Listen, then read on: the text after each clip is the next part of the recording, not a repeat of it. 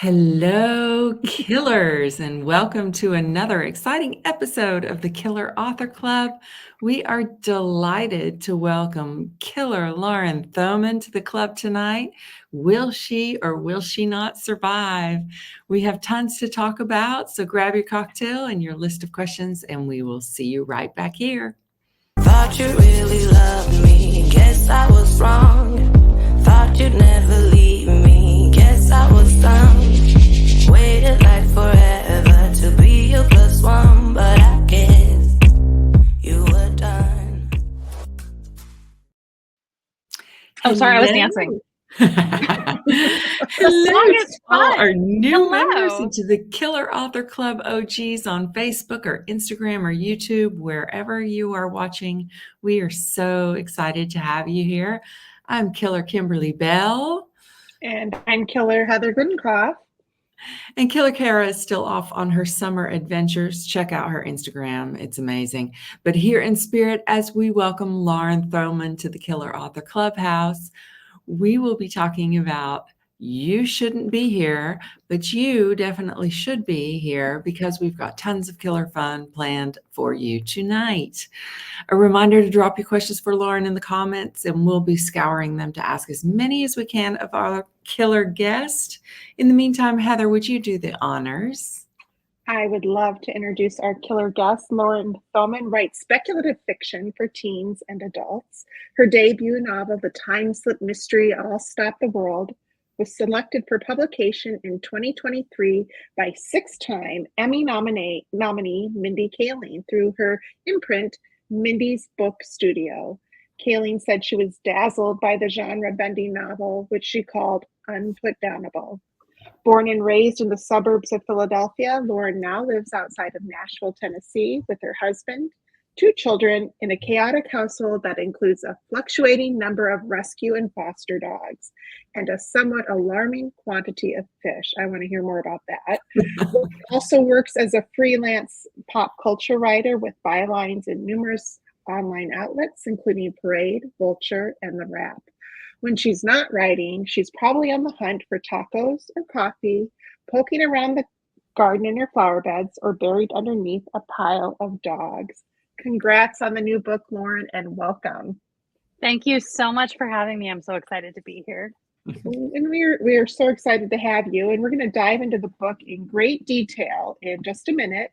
But for now, can you give us a quick, brief elevator speech for You Shouldn't Be Here? Okay, I'm so bad at elevator pitches, but I have honed it as best I can. So You Shouldn't Be Here follows two strangers in a small eastern Pennsylvania town. One is a 16-year-old named Angie Stewart. She has lived in East Henderson her entire life, and she is convinced her house is haunted, but no one believes her. So she sets out to prove it, mostly to her best friend, because you need your best friend's validation. The second is a first-year teacher, recent graduate of Penn State, named Madelyn, and she has recently moved to East Henderson for a job teaching at the local middle school. But really, the reason she applied to a school in East Henderson is because a couple years ago, her cousin went missing from this town without a trace, and no one has ever been willing to talk about it or investigate it. So Madelyn is certain that if she gets into the town, she can dig into what happened to her cousin. And although Angie and Madelyn do not know each other and their mysteries are very separate things, in the course of their investigations, they wind up going down the same path and putting both of themselves in the crosshairs of one of the most dangerous people in this town, one of the most dangerous and powerful people who will stop at nothing to make sure his secrets stay buried. So good. We loved it. Loved it so much. And we have tons of questions for you. So everybody needs to remember to drop your questions in the comments so we can get to them. But first of all, it's time to talk about this episode's special drink. As you know, the killers love our cocktails and mocktails and tasty drinks. So every episode we ask our killer guest to come equipped with a favorite. And recipes for tonight's drinks and all the drinks that have come before are at killerauthorclub.com under the tab Killer Cocktails. So make sure you check that out. But tonight, Lauren chose Madelyn's Midterm Sangria as her special drink. Lauren, you want to tell us why? Sure. So Madelyn is a first-year middle school choir director. And her drink of choice when she goes home and needs to unwind and process is just boxed red wine. So when you asked me to come up with a cocktail, I was like, what would Madelyn come up with? She's a teacher, she's young, she's on a teacher's salary and doesn't have a lot of time. So I took red wine. It can be any red wine that you like. I combined equal parts red wine and sparkling apple cider because this takes place. My book is set in the fall, early in the school year. So I was like fall flavors, apple. And then I added a splash of orange juice and some cinnamon, clove, and nutmeg. You know, your quintessential pumpkin pie blend. But I just mix it all together in a glass, and it tastes like sangria, but it's cheap and it's easy, and it comes together in 30 seconds. And I was like, if I was a first-year teacher dealing with a ghost and a murder during my first year of teaching middle school, this is about where I'd be at midterms. Absolutely. Love it. Love it. Well, cheers. Cheers. Love cheap and easy. Yeah. Middle school first-year teachers aren't going to the market and buying like fresh seasonal produce. They are just getting stuff they can keep and put together in a hurry. I love it. Love it. So the Killers and I started the Killer Author Club 2 years ago so that readers like you can interact with some of the best suspense and thriller writers in the business. And our summer fall lineup includes superstars like Jessica Knoll, who will be here next Monday, August 5th at a special time, and we'll talk a little bit more about that. Robert Dugoni, Sandra Block, Geneva Rose, and so many more. For dates, times, past episodes, surf over to killerauthorclub.com. But tonight, we're here to talk about You Shouldn't Be Here, Lauren Thoman's mind-bending mystery that's a fresh take on a classic ghost story. It's also an Amazon First Reads this month, so if you're an Amazon Prime member, run, and right after this episode and grab your copy if you have one more day for it to get your free copy, so do that. JT Ellison, one of our favorites here at the Killer Author Club, says, a hip, fresh, mind-bending mystery with characters you'll love to pieces. Madelyn is incredibly real, and her clever sleuthing skills bring to mind a modern-day paranormal Nancy Drew, righting serious wrongs and bringing justice to the land. Not to mention, she's the perfect foil to the jaw-droppingly yummy Alex. Loved it. And that's from JT. And Jessica Strauss, her USA Today bestselling author of The Last Caretaker, says, You Shouldn't Be Here is the best kind of dual timeline story where everything is connected and nothing is as it seems, and I never saw the final twist coming. So lots of praise for the book, which we love to hear. So Lauren, obviously you are a highly creative and original killer, but what we need to know right now is, who do you kill? Oh my gosh, this is so hard and so open-ended. I was trying to get some guardrails around this question before we started filming, and I was like, who are my options? And you were like, literally anyone. Oh my gosh. Can I go back in time? Is that allowed? Am I allowed to kill Hitler? Ooh, that's fun. That would be a fun book.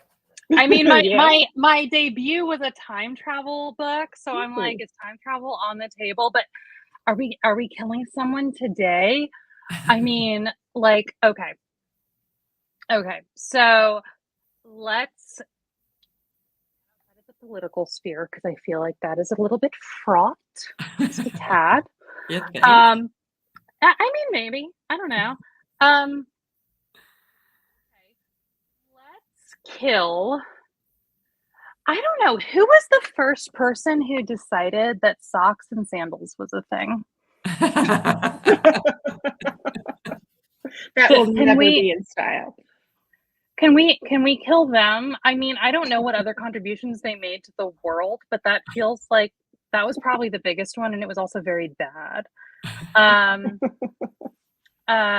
mean, or we could. I mean, this is. I get a little existential when I think about these sorts of questions. And part of me is like, who was the first person that ever decided? And I keep getting back into the time travel part of it all because I probably most of this predates, now. Who was the first person that ever decided to be mean to a dog? Can I just kill them? Oh yeah. Because Yeah. I think you can. I am such a dog person. Like I have a dog lying on my chair behind me. You can't see her, but the reason I'm sitting so close to the camera is because she's taking up the whole back half of my chair because she's scared because it's raining. Oh. How dare. But, I have 2 dogs. I foster dogs.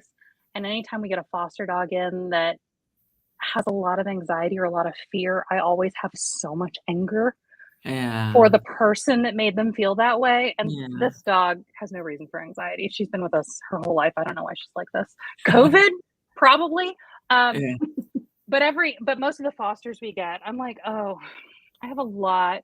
Whoever decided that it was okay to be mean to a dog, even if I'm caught going way back in the past to find that person, I have words and maybe a strongly worded blunt object for them. I think you'll get lots of readers who will follow you there. Mm-hmm. Yeah. Love So multiple reviewers have said this is a fresh twist on a classic ghost story. So where did this idea come from?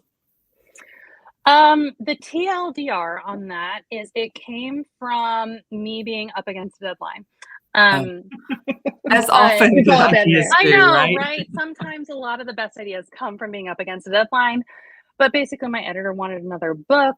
I had one that I'd been working on for many years that I floated the idea of that, and they passed and were like, what else do you have? And I was like, nothing. And my agent was like, come up with another idea. So, okay, I don't know how to do that, but our subconsciouses are really the MVPs of so much. And my subconscious, while I was sleeping, came up with an idea. And I was like, you like ghost stories a lot, okay? What if a ghost story, but kind of in the vein of, so my debut, I'll Stop the World, was a time travel mystery. And I was like, okay, so mystery, like speculative mystery ensemble cast, but ghost story. And I was like, yes, let's run with that. Like this, I have a lot of conversations with my subconscious.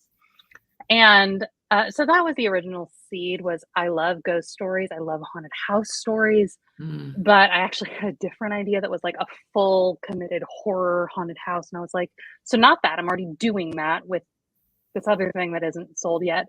What can I do with that that's not that? What can I do with that that's different, that's more in the line of I'll Stop the World and what I did there that would appeal to the same audience? And so I came with the idea where I was like, what if there was a haunted house story, but the haunted house wasn't the main conflict? What if the main conflict was something else and the haunted house is just a piece of the puzzle that helps us solve the main mystery? And so that's where the main idea came from. And because I knew that wasn't going to be my main conflict, I was like, okay, so what are all the things we expect with a haunted house story that we're not going to do here? And one of them was that, normally when characters realize they're in a haunted house, they are terrified. And I was like, what if my character's not? What if she's just really curious? And which is how I was like, I think she's a teenager. I think she's 16 and she's bored. I mean, I grew up in an Eastern Pennsylvania town that I thought was very boring, and I was bored all the time, and I would have welcomed anything out of the ordinary happening. And so she experiences these paranormal things and is like, I think I have a ghost. And then she's like, oh, thank God, something interesting is finally happening to me. And while most adults probably wouldn't have that reaction, it felt true to me that a 16-year-old would. And so it sort of stemmed from there. And then again, if the haunted house isn't the main conflict, if it's just a piece of the puzzle and the main conflict is something else, what is the main conflict? And so from there, I sort of extrapolated everything else. Love it. So, okay, well, you kind of touched on this, but like you tend to write these genre mashups, right? So this Mhm. book has like mystery, thriller, paranormal, some romance, right? So, Mhm. and your first book sounds like it crossed some genre lines as well. Is that Mhm. something that you like set out to do, or is that something that just kind of happens as you're putting your story together? Yes to both. Um, I read and watch across a wide variety of genres. I highly advise that anyone that wants to tell stories does that, because I feel like you wind up with so many more tools in your tool belt Yeah. when you read widely or watch widely. And so, but I have a number of genres that I love, and but also because I read widely and I watch widely, I have seen so many stories in these genres that I love. And so when I come up with an idea for a story, part of it is just this imposter syndrome of, but other people have done this genre so well already. What am I bringing to the table? What can I add to the conversations they haven't already done? And um, one of the ways that I answer that question is like, well, I don't know of very many stories that combine these genres. And so with my first book, I combined time travel, 80s time travel, specific, like Back to the Future time Love travel, the and 80s. mystery, like small town murder mystery. And with this one, it was like haunted house ghost story and small town murder mystery. I really love a small town murder mystery. Yeah. Um, and so part of it was because I love both of those genres, and I just kind of wanted to see what I could do if I smash them together. It's like a little kid with their Barbies, and it's like, kiss, and now kiss. I'm like, I wanted to make the genres kiss. And and part of it was just, these have been done so well. These have been done so well. I don't know that I can bring anything to the conversation um, just working in this one lane. But if I expand it and if I combine all these things, I don't know that that's necessarily been done, at least ad nauseum, like so Right. many other things have. So really, it's my own insecurities trying to like compete against the smaller playing field, um, because I'm so in awe of so many of the storytellers that have come before me. Yeah. Well, you definitely brought it. You brought it. Yeah. So it's such a great, unexpected, lots of twists and turns. So that was so much fun. Thank you. And you dual timelines and you weave it together so beautifully, and with the little chapter starters as well, where we get the point of view of one of your other characters. We don't see him a whole lot on the page, but we really get to know him through these chapter starters. Mhm. How hard was it to keep track of the different stories, and how did you do that? So with both this book and my debut, I have multiple points of view, and both times I plot out my book so that I know what the general story arc is, what the storylines are, which character is going through what. But then when I write one point of view at a time. So Mm. with this one, I wrote Angie's entire story start to finish before I touched Madelyn's. And there are big gaps of Angie's story that require me to tell Madelyn's, but I wanted to stay in her voice. I wanted to stay in her perspective. Mhm. Um, and so I wrote her whole story beginning to end, and then I wrote Madelyn's whole story beginning to end. And then I revised to braid them together. And there are also a few one-off points of view in there, like my villain, Doug Raymond, gets a chapter. A couple of my victims, my murder victims, bless them, they each get a chapter, because when I was thinking about how I wanted to tell their stories, I thought about telling it. I was like, do I tell it from the point of view of the murderer? Do I tell it from the point of view of someone investigating? And I was like, no, I want to tell their story, even if the only part of their story I'm telling is the very last chapter of it. I want them to have the final word on their own lives. And so, but every time I switch into a new point of view, it's because I've already kind of closed the door on the last one. So with this one, I can say that Angie's came first, then came Madelyn's, then came in all the little one-offs that I drop in. And that's the same way I wrote All Stop the World. I wrote them one point of view at a time. And I couldn't do that if I hadn't plotted it in advance, which is a fairly new technique for me. I used to be a full-on pantser who never knew where the story was going. But once, you sell a book and introduce deadlines into the mix, you have to maybe revamp the process a little bit. Yeah. And so I revamped my own. And but yeah, so that's how I keep them differentiated in my head, is I write them individually, and then as I revise, obviously I have to go dip in and out of different ones. But the substance is already there, and I can see what the voice is on the page, what the perspective is on the page, and try to stay consistent with that. So I at least have like guidelines to work within, rather than from scratch trying to be like, oh, what does this character sound like, and how do I make them sound different from this other character?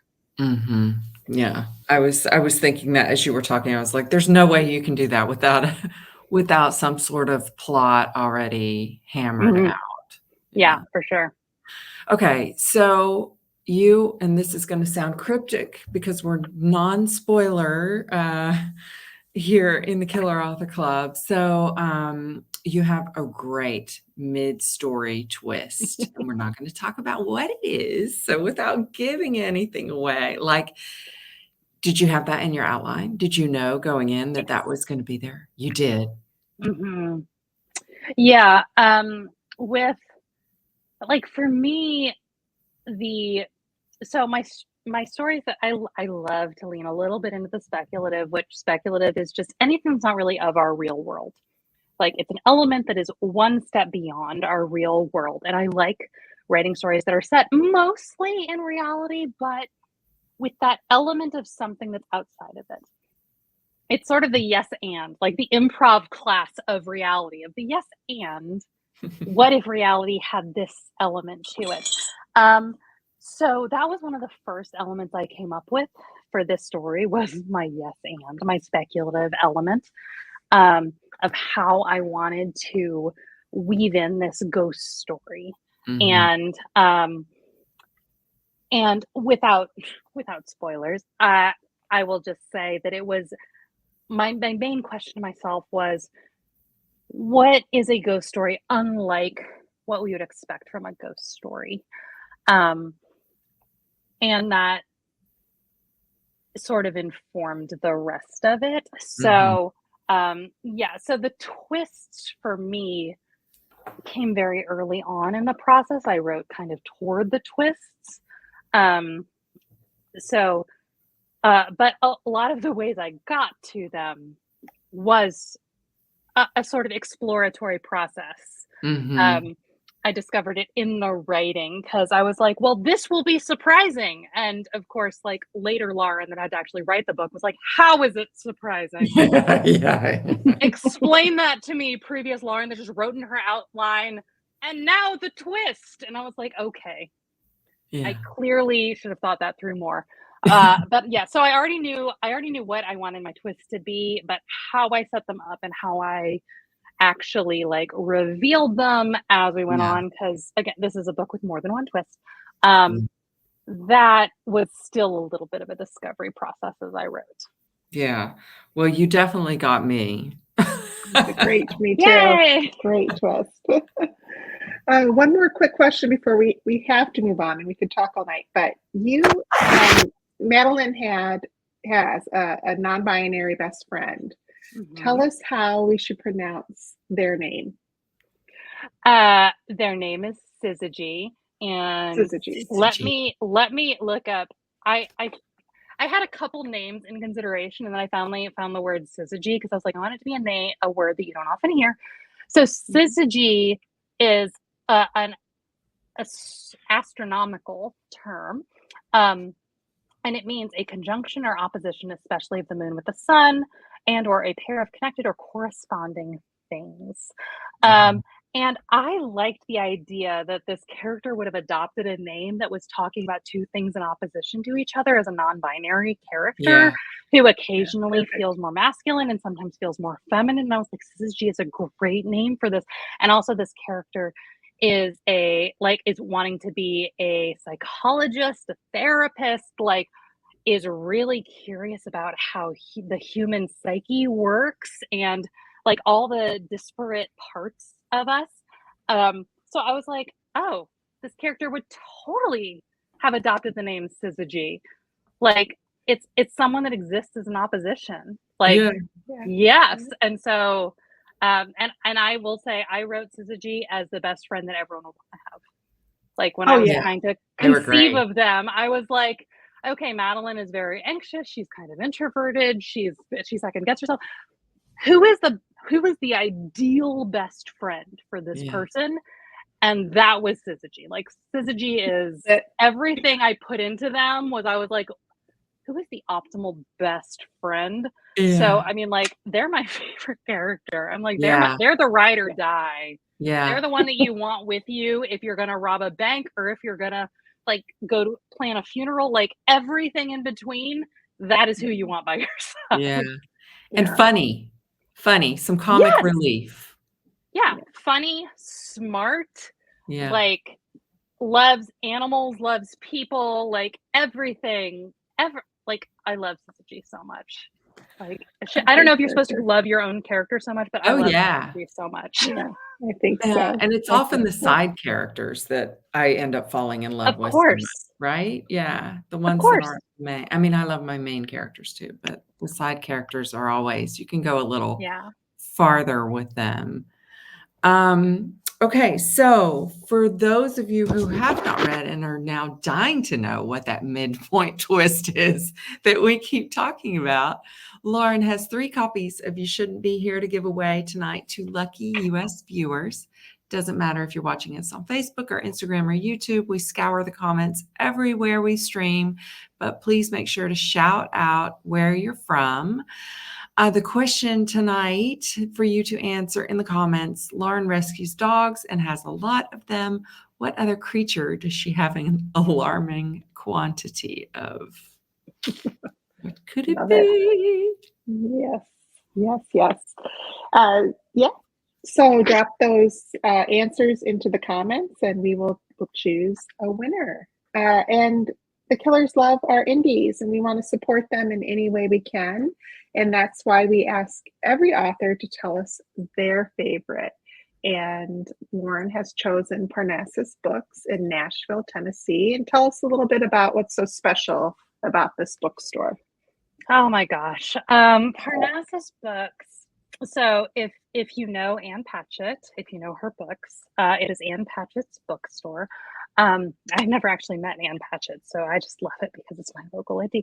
I have been going to Parnassus for author events for over a decade, and they have had so many wonderful authors in store. But every time I go in, I mean, it's just a wonderful store. They have, and they've recently expanded. They've recently added new sections, but they have something for everyone. They have a beautiful children's section. It's just the tiniest little door, just like a little fairy door that you go in to get to the children's section. You don't have to if you're an adult and you're back,